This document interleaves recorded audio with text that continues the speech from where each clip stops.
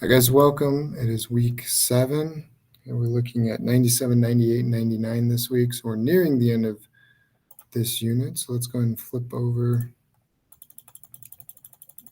to lesson 97.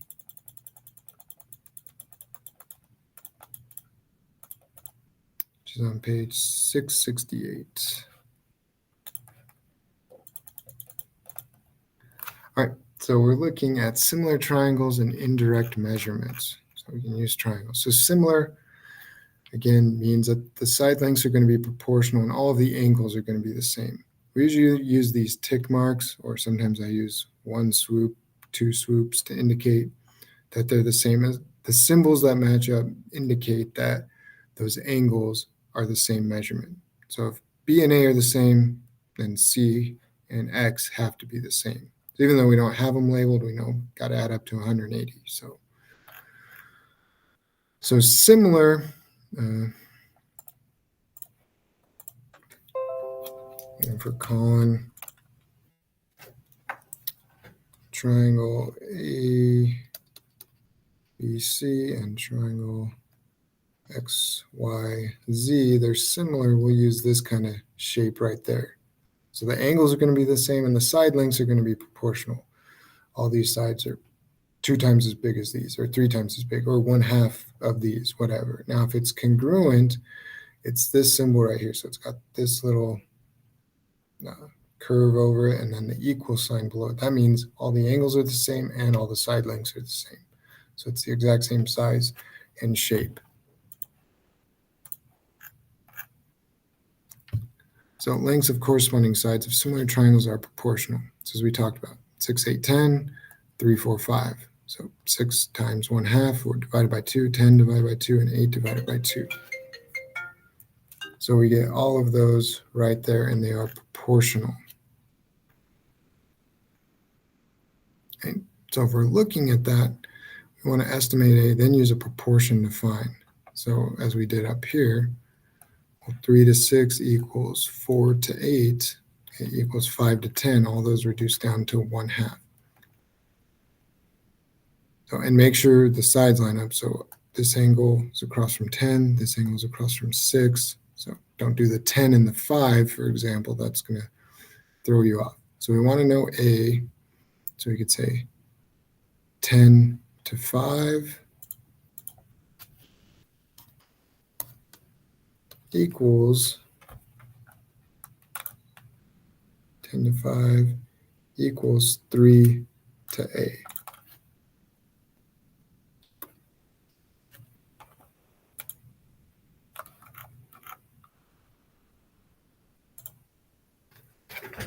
We set those up, and then we're going to cross multiply and divide.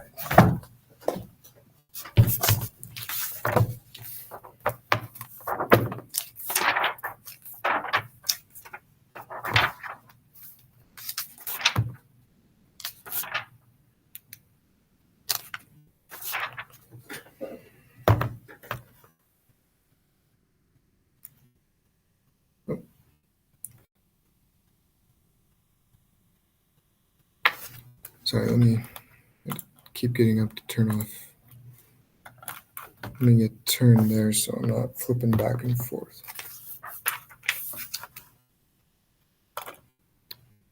So, sorry, 3 to 6. Lights keep going up. 3 to 6 equals A to 10. So make sure this side relates to this one, A to this one. So I may have had them backwards.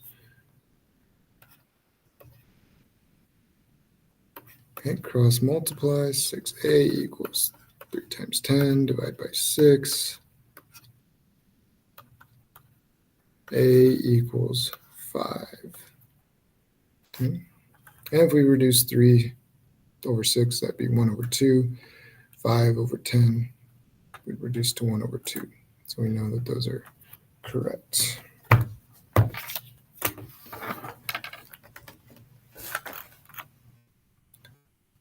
So set them up. Okay. so that we have them, our ratios, or we can say 6 to 10 equals 3 to A.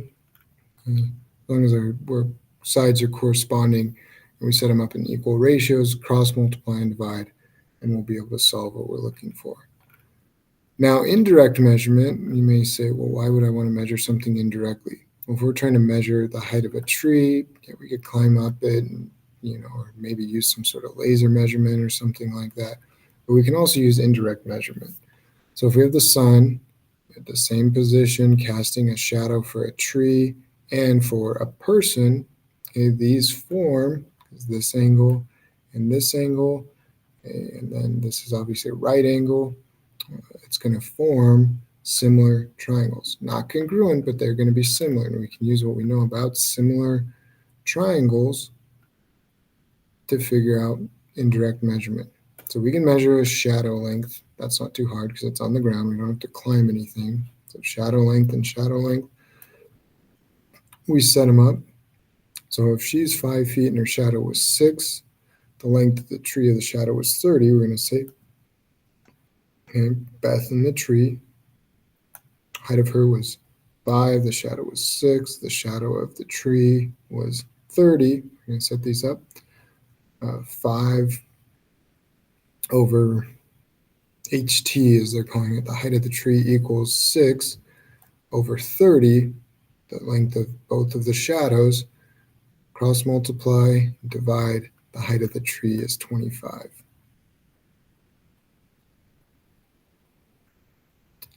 So if we're indirectly measuring,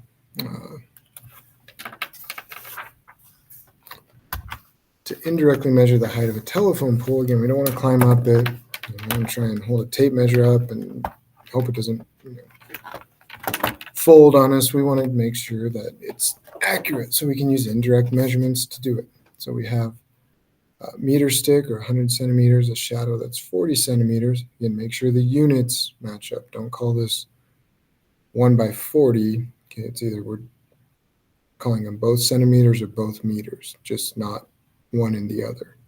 Okay, and then this is 24 feet. So we're going to set up what we know. So we have, what was it? Meter, stick, and telephone pole. So height of them and then length of the shadow. So the meter stick was 1 meter or 100 centimeters, and the length was 40 centimeters. The telephone pole, which is what we're trying to find the height of, but we know the shadow was 24 feet. Now these are both feet to feet, these are both centimeters to centimeters. We don't have to convert these to feet or these to centimeters. So as long as these units are the same and these are the same, it's going to work out to be true. So let's just call this X. We get 100 over X equals 40 over 24. And make sure these are in the same orientation. Then we cross multiply and divide. 4 goes into 24 6 of 240, 60 times. So X equals 60. Okay, and this was in feet, so this one's in feet, not 60 centimeters. That doesn't make sense for a telephone pole. It's 60 feet tall. So this is something you guys can do when you get bored over summer and you're missing math class. You can go out, when it's 8:50 at night or whatever, and the shadows are getting really long, and you can figure out how tall your tree is in the front yard or whatever. So you'll figure it out.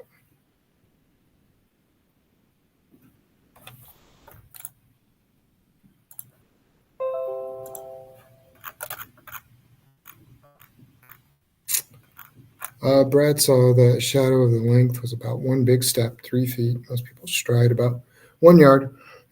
He then walked along the shadow of a nearby flagpole and found that it was 8 big steps.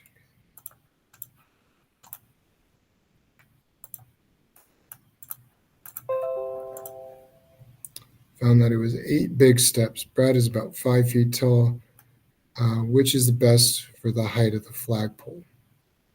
Well, if he's 5 feet tall and it was 3 feet or 1 big step, and this other one's 8 big steps, we could probably guess that it's 8 times his height. Maybe not exactly. We'd probably want to be exact in our measurements, but for just estimation's sake, if he's about 5 feet tall and 1 big step for his shadow was about 3 feet, and 8 big steps, 8 times that 1 big step, 8 of them means that the height is probably going to be 8 times. So I mean, it's all same time of day, same position, all of that. We would guess that it's about 40 feet tall, because 8 times 5 is going to give us about 40. Okay, that practice set we will go over together. The next lesson we're looking at in the next days are 98 and 99. So lesson 98, we're looking at scale factor.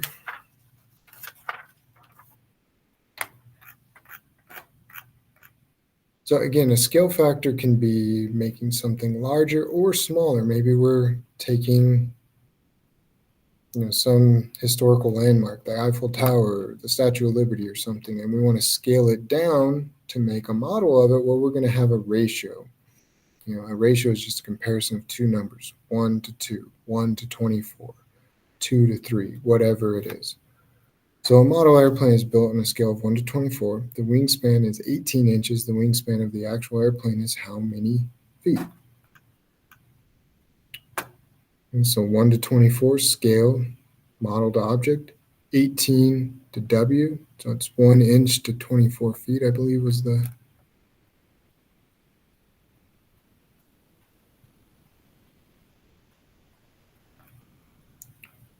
Or maybe they just kept it in inches. But anyways, we're going to fill in. So 1 to 24, that's our ratio. We're told the measurement of the model, and we want to find the actual measurement of the object, of the wingspan of the airplane in this case. So set up our ratios, cross multiply and divide. We get W equals 432, but that's inches. Again, it was inches, 1 inch to 24 inches. So it's a 1 inch to 2 foot ratio, or 24 inches.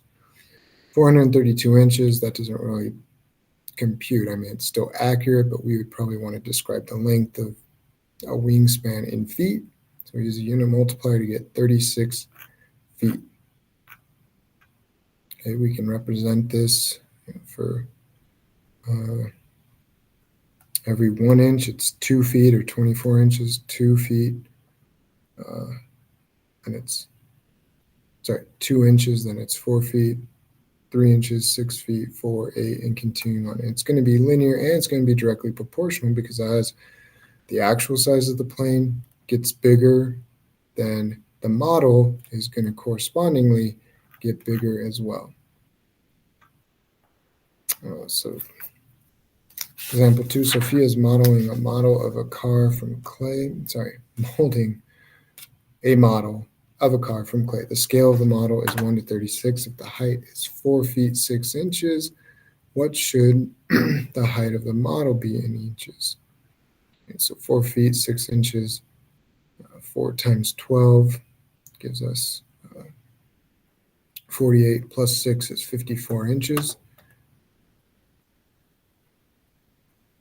Okay, so our scale was 1 to 36. So scale from model to object 1 to 36. Make sure that you know the order you're going in. The measurement of the model, the actual object, was 4 feet 6 inches, or 54 inches. So we set up 1 to 36 equals X or M or whatever to 54. And we cross multiply and divide, and we get 1.5 or 1.5 inches. So we set those up. Now a scale factor, again, if we're making something larger or smaller, then we're multiplying all of the dimensions by a scale factor, making it twice as big, 1/10 the size, 10 times as big, whatever it is. That's our scale factor. I think the scale factor in the proportion below is 6, because the terms of the second ratio are 6 times the first of the ratio. So if we're trying to find an unknown and we have 3 to 7 equals 15 to n, we're going to do 3 times n equals 15 times 7, and then we're going to divide. It's going to equal 35. Or we can use the method of saying, well, I know 3 times 5 equals 15. If they are truly equal, then I have to multiply the bottom by 5 as well, and gives me 35.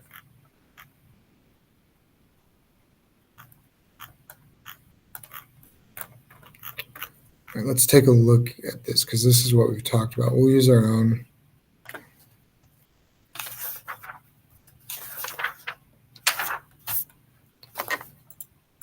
I know we've done this before, and I've even let you guys write this on your reference sheet, but if you haven't, if we're talking about perimeter, we just multiply by the scale factor. Okay, area, scale factor squared, and then when we get into volume, times the scale factor to the power of 3. So let's just take a look at, again, I always make easy examples to make sense of it. So we have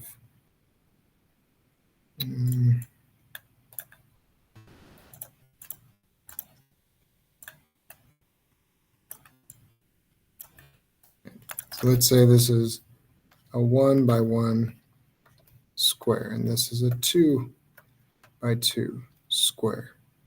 The perimeter of this one, 4 times 1 is 4. Perimeter of this one, 2 times 4 is 8. 8 divided by 4 is 2. So the scale factor was 2, so the perimeter is 2 times as big. Okay, that makes sense. Perimeter times the scale factor. Now, if we're finding area, this would be 1 times 1 square units, so 1 square units. This would be 2 times 2, which is 4 square units. 4 divided by 1, this is 4 times bigger, not 2. 2 squared, or our scale factor squared. So that's where we get this. Now, if we were to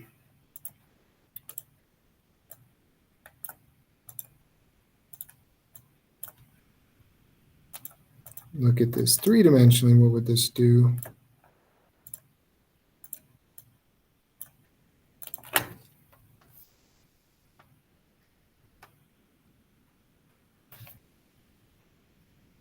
So I know that's not the most beautifully drawn, but let's just say it's a 1 by 1 by 1 cube. Again, simple numbers to work with. Scale factor of 2, so this becomes 2, 2, 2. Let's look at the volume. So when we're talking about three-dimensional, so this would be 1 times 1 times 1, which is 1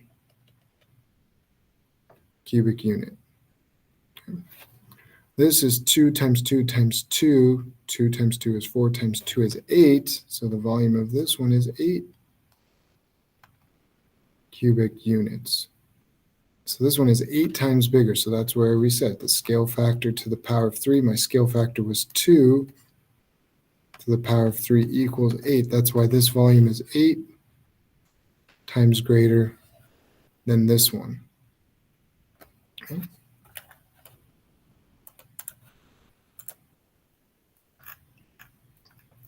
So then again, we can apply that if we're looking at this one. Looks like our scale factor is 3. So if you remember this, that will help you. You can go through and calculate it all and then see how many times bigger it is, which will help you out. But if I know my scale factor, 2 times 3, 3 times 3, 4 times 3. Okay, so my scale factor is 3. So right away, I know that the volume, since it's 3, so the scale factor was 3, so the volume is going to be 3 to the power of 3, which is 27 times that of this one. So this should be 27 times that. That's where, so the question is just asking you, the volume of this shape compared to this one is how many times greater, how many times smaller. You can just apply that rule and save a lot of time. So it's 27 times greater without even going through and finding the volume of the bigger one, dividing it by the volume of the smaller one, and then coming out 27. We can just remember this rule, a scale factor to the power of 3. Again, perimeter or one-dimensional, just times the scale factor. Area, surface area, or lateral surface area, and scale factor squared. Anything three-dimensional, scale factor to the power of 3. So one-dimensional, power of 1. Two-dimensional, power of 2. Three-dimensional, power of 3. So that's where we get that.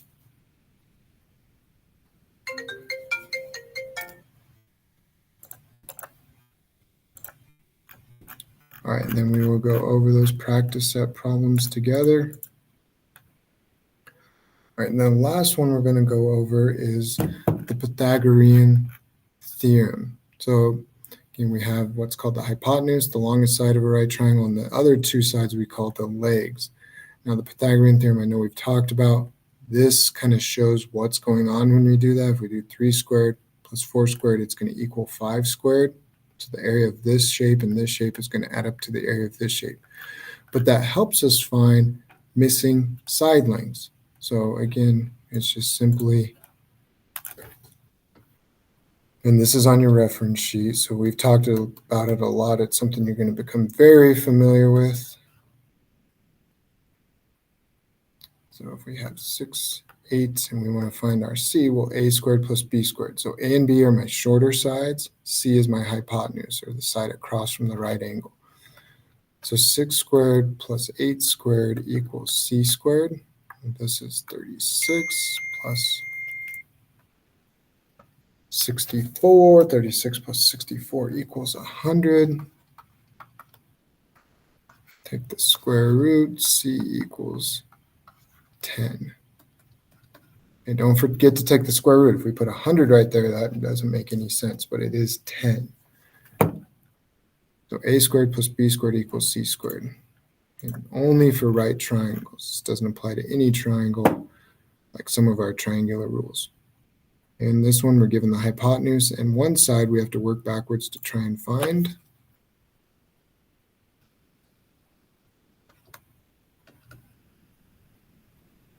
And it doesn't matter if you call it a or b or even x or y or whatever, we just use a squared plus b squared equals c squared. So a squared plus b squared equals c squared. Sometimes we have a and b and have to find c. Other times, as long as we have 2 of the 3 and we know it's a right triangle, we can figure out what we're looking for. This is 144.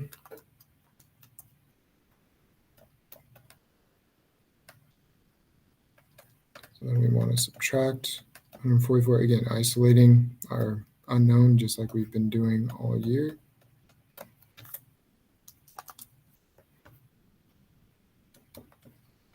So a squared equals 25, but I want to know what a equals. So a equals 5. 5 squared plus 12 squared equals 13 squared.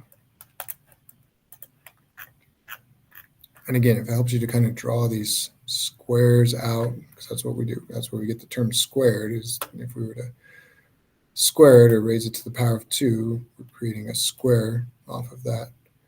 That helps you to draw it. I just plug it into the formula and solve for it.